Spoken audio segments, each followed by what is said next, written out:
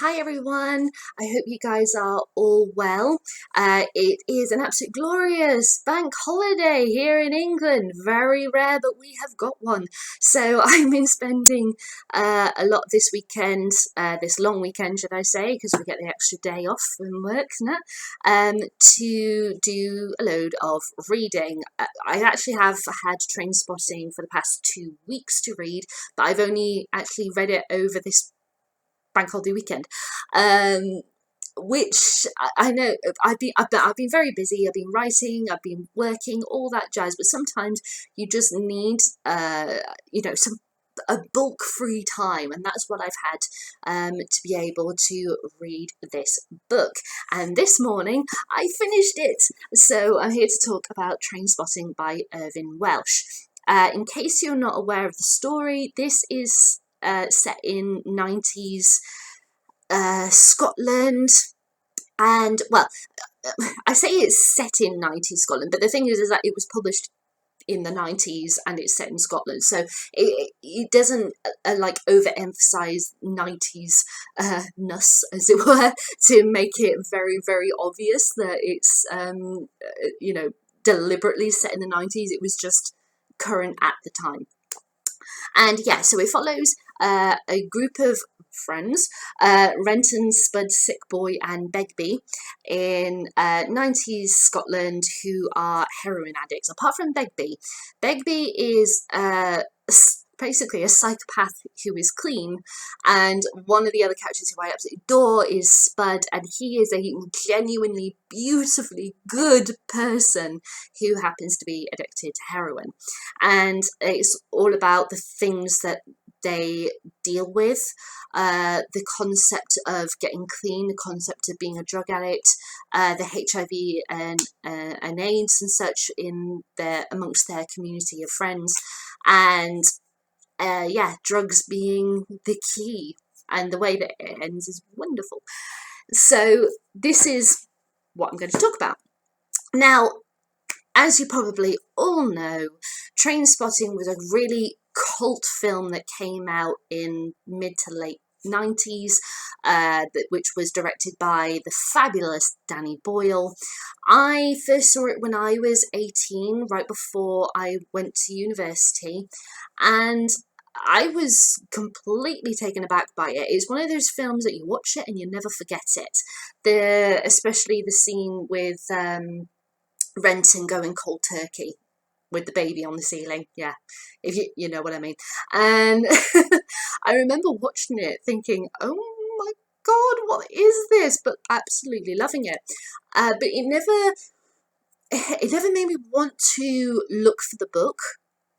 Irvine Welsh was a writer who I knew was there, but I just never looked in his direction until a couple of years ago. My sister read Filth and she told me that I absolutely had to read it, so I did for this channel, and it was one of my absolute favourite books that I've read of late. It was astonishing, absolutely amazing. So when it came to this year where I was choosing what I wanted to read, I decided I wanted to read Trainspotting. And it's been a very long time since I've seen the film, so I kind of had quite a bit of a disconnect. Even though I know the film very well, at the same time, I had a long period of time away, as it were.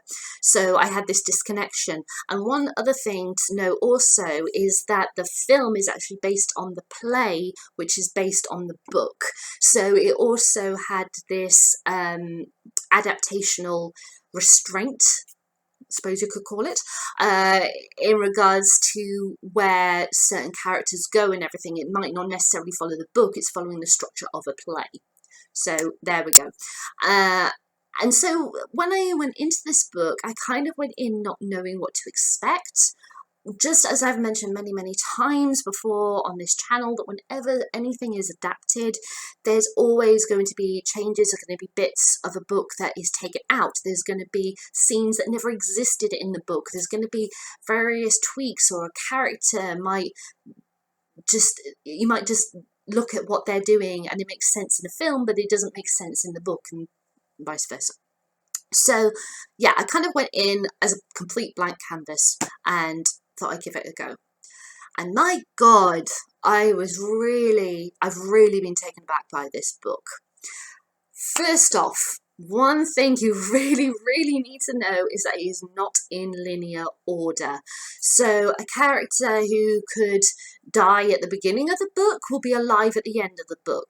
A character who goes through this insanely catastrophic turmoil about halfway through the book will at the end of the book be at the crossroad point where they decide what to do. So it's literally a day before that events that took place that you've already read in the middle of the book. It's quite chaotic in that regard. Once you get used to it and you realise what the timeline is, it makes sense. But I would possibly, this one of the rarities, I would say this, it might be a possibility that it's worth actually watching the film first, because knowing the film, as I said, because I've watched it several times, I knew what the timeline was, and that helped me. Now, there are characters in this book who are not in the film, so I had to try and really figure it out for them, but I knew exactly like where Renton is at the beginning, where he is at the end, where he is in the middle. But throughout the book, I was like, oh, okay, where is he now? And then I was able to, in my mind, put his storyline in linear order. So yeah, it might be worth, if you want to give this book a go, it might be worth checking out the film, just so that you've got the linear order thing down, and you won't be disappointed with the film. The film's absolutely amazing. Also, things to take into account. It's pretty much entirely written in Scottish dialect. Full paragraphs and everything, not just the characters speaking. This is because, and this is the third thing to note, most of the chapters are written from first-person perspective of each of the various members of the group, and it's one of those things that because the characters are Scottish, they're naturally going to speak a Scottish dialect, and they're going to communicate with the reader in that way because it's how they talk. So it makes absolute sense. But at the same time, that if you're not used to reading Scottish dialect, it can slow you down because you mentally or you physically have to say the words as written to be able to understand what it is they're actually saying. There's a lot of Scottish slang as well in there, just as I mentioned when I reviewed Filth, you had the same situation. But from what I can remember, big chunks of that, or the majority of it, actually paragraphs and everything, were written in standard English. It was only when they were really talking that you had the Scottish dialect issue. So this one, it felt harder to read because it was full Scottish dialect, full throughout entire chapters. So you had that factor. And finally, all of the chapters are actually kind of vignettes, and they, as I said, they're written from first person perspective, but you don't necessarily know who that person is. Once you start reading through and they make references to other characters in the scene, or the characters are off doing X, Y, Z, you come to realise who it is. But it can take a bit of time. But he does this really great thing where once you get used to the characters and the way they talk, you can pick up exactly who is speaking in a chapter because of certain words that they use. So, for example, Spud. Oh, I love Spud. He's absolutely amazing. Spud always refers to them as cats. So the wildcat, the panther, the tiger, that kind of thing. So if you start reading a chapter, you don't know who it is, but they're referring to people as cats, you know it's Spud. That kind of thing. So Irvin allows you to develop an understanding of each of them mentally, each of them via the language that they use, and then you can then recognize that throughout the rest of the book. So it's chaotic because it's not in the right order. It's in linear order, should I say. It's chaotic because you have got complete Scottish dialect from beginning to end of chapters, and it's chaotic because it's first person perspective and you don't know who it is who you are reading the first person perspective of. So it is jarring. It really is jarring when you read this book. I'm not going to lie. I'm not going to pretend that I didn't have any issues with it, because it really took me time to get used to it. But once you're used to it, I was okay. I was totally okay. But as I said, knowing the film, I think, helped with the linear of the story. Now, there are characters in this book who are not in the film at all, and meeting them, oh my God, oh wow, there is some gems. There are some absolute gems in this book. I adored the fact that, even though I knew the story and from the film and everything, I love the fact that I was seeing a whole new aspect of this world that I didn't know, because they didn't have these characters in there. Davy was fascinating, absolutely fascinating. I love learning about psychologies of characters, why they are the way they are, and with him, how he had contracted HIV by having sex with his girlfriend, and she had sex with this other man who and it passed down, and he's going on about how he's never taken a drug, he's never had sex with a man, he's never done all of this crazy stuff, yet he has HIV.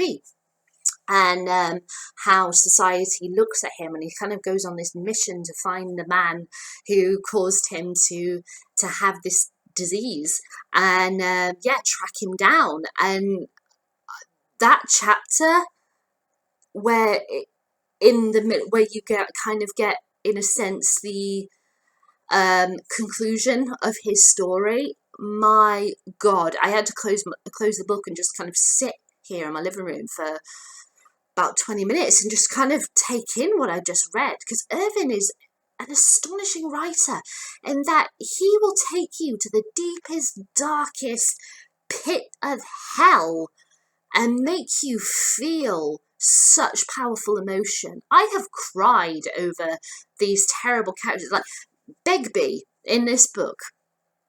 He is a complete psychopath. He's insane. He will glass someone just for a glance, a look, over their. If someone was to look over his shoulder at him, he would glass them. He would beat the shit out of them. I find him wonderful, and I don't mean I really like bad boys. Not that regard. I think the way Irving created him, the psychology of this man, it was wonderful, absolutely joyous to read. How could he do that in this first novel? Irving Welsh is just genius, just flat out bloody genius. I bow down to his greatness. I love him. I love him. It's like oh God, the character who I think is one of the most amazing characters he's ever written. And bear in mind, I've only read 2 books of his, so it's not. I know I am aware that there's a whole catalogue that I haven't even gone near, but I have to say it. One of my absolute favourite characters that he has ever written is Tommy in this book. Tommy broke my heart. Tommy was incredible. But anyway, I've just realised I'm like 14 minutes in and I haven't done a reading. How very bad of me. And just to show the power of Irving's writing, I've got 2 segments I want to read. So the first one is a whole chapter, but it's only a page. And this is Junk Dilemmas number 63. And this is Renton explaining what it's like kind of being a heroin addict when he's getting high. So, and it's all in Scottish dialect, so I might stumble or whatever, but, just go with it. But here we go. I'm just letting it wash all over me, or wash through me, clean me out from the inside. This internal sea, The problem is that this beautiful ocean carries with it loads of poisonous flotsam and jetsam. That poison is diluted by the sea. But once the ocean rolls out, it leaves the shite behind inside my body. It takes as well as gives. It washes away my endorphins, my pain-resistant centres. They take a long time to come back. The wallpaper is horrific in this shit pit of a room. It terrorises me. Some coffin dodger must have put it up years ago. Appropriate, because that's what I am, a coffin dodger, and my reflexes are not getting any better. But it's all here, all within my sweaty grasp. Syringe, needle, spoon, candle, lighter, packet of powder. It's all okay, it's all beautiful. But I fear that this internal sea is going to subside soon, leaving this poisonous shite washed up, stranded up in my body. I start to cook up another shot. As a shaky hand, the spoon over the candle, waiting for the junk to dissolve. I think, more short-term sea, more long-term poison. This thought, though, is nowhere near sufficient to stop us from doing what we have to do. I find that incredible. There is a wonderful, wonderful chapter in this book, which is called Trainspotting, and in which Begbie and Renton have gone to Leith train station, and they're urinating in the train station, and they meet this man who asks them if they're train spotting, and you come to realise who this man is actually quite important, and it totally makes sense why it's called train spotting.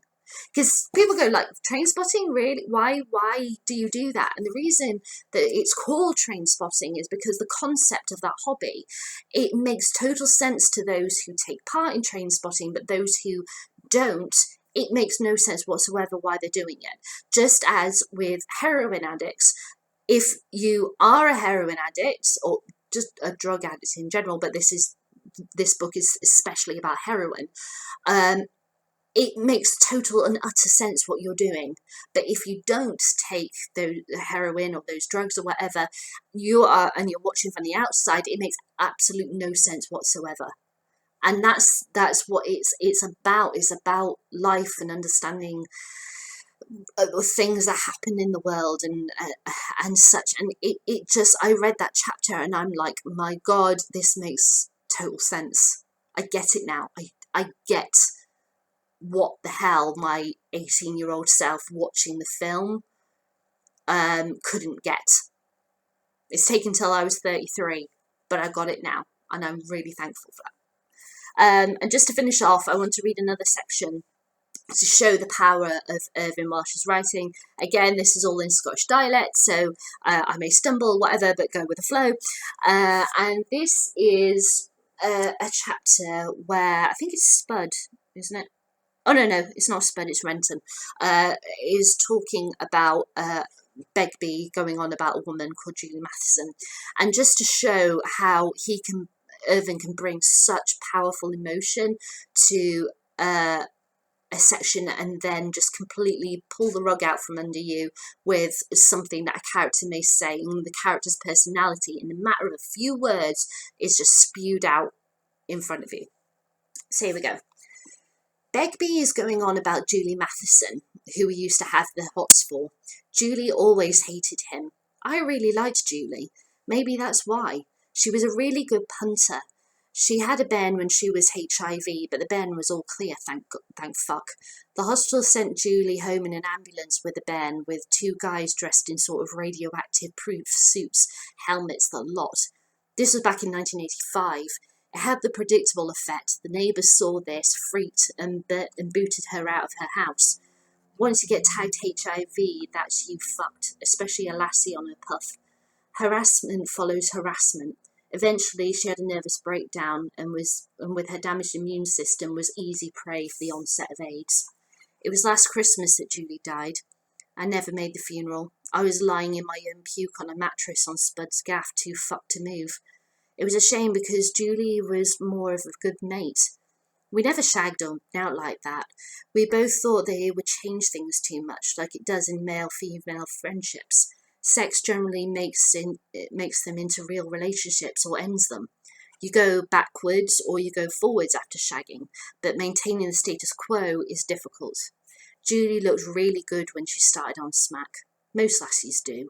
It seems to bring out the best in them. It always seems to. It seems to give before it takes back with interest. Begbie's epitaph of Julie is, "What a fucking waste of a good bit of fanny."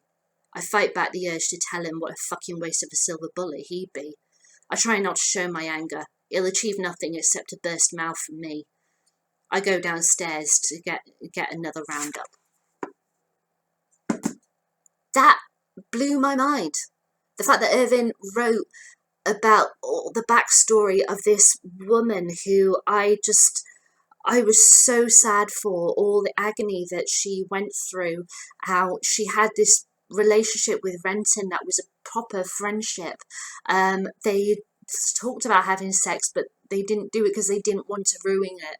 And she died and Renton never got a chance to go to her funeral. And there's Begbie talking about her, good waste of a good bit of fanny. Like, what the hell? You understand Begbie from that one sentence, and then he goes, Renton goes off and gets another round of drinks. It's just, Irvin, I bow down to your greatness.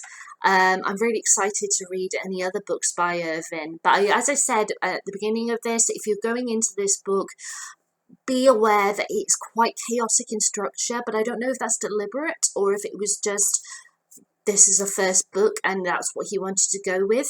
But yeah, I would say definitely give it a go. Be prepared for some craziness. Be prepared for some horrific stuff that you have to read. It's not as dark as the book Filth, but you do go through some really crazy crap. But yeah, be prepared for some stuff and love it. So as I said, there is the fantastic Danny Boyle film. I've got the DVD. Ewan McGregor is absolutely amazing in this, as well as the rest of the cast. So it's Johnny Lee Miller, Robert Carlyle, Ewan Renner, Kevin McKidd, and Kelly MacDonald. All of them are amazing in this film. It really captures the tone of the book very well. As I said, there were elements of the book that they didn't put in, which is a shame, but I love that the book allows you to have those gems in there. And yeah, I strongly recommend it. So, they are my thoughts on Trainspotting by Irvine Welsh, and because you may have seen my announced video already that I did ages ago of like the collection of books I was going to read next, the next book I'm reading is The Princess Bride by William Goldman, which is a book based on the screenplay of the cult classic film, which I have adored since I was a kid, so I'm really excited to read this. But anyway, yeah, have you guys read Trainspotting? I'd love to know what you think. Leave me a comment in the comments box below, or give me a thumbs up, thumbs down, entirely up to you, I'll let you decide. And I will be back with my thoughts on The Princess Bride as soon as I'm finished. Alright guys, bye!